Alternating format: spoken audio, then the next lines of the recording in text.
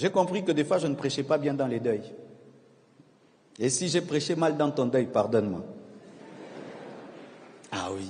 Je venais des fois, marteau, pécheur, pécheur. J'oublie la veuve et l'orphelin. Tu fais du deuil des autres une croisade d'évangélisation. Vous savez ce qui m'édifiait pendant ce deuil?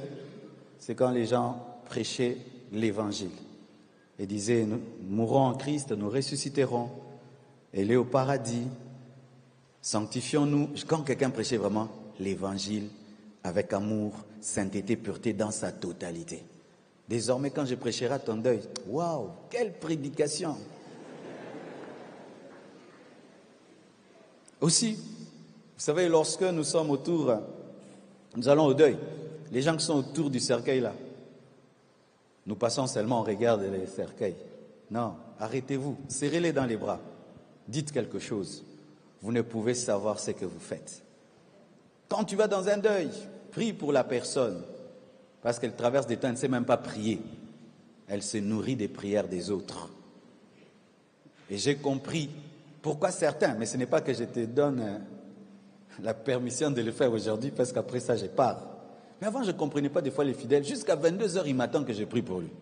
Je dis, j'ai déjà enseigné, j'ai déjà prié. Pourquoi il attend que je prie pour lui? J'ai compris que Nzoka, j'ai appris que Nzoka, quand vous vous agenouillez là, on prie pour vous, vous sentez bien, hein? Ça, vous me dites jamais que vous sentez bien comme ça.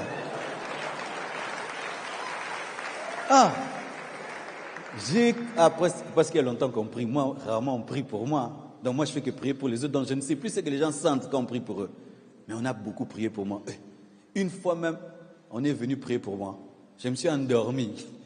Ils m'ont laissé comme ça. Nalala kala. Prière et ça l'a bien. Yango zelanga ti 22h, hein? J'ai compris. C'est que les fidèles ressentent quand on leur dit « Tu vas réussir, Dieu est avec toi, sois béni, va de l'avant. » Ça vous fait...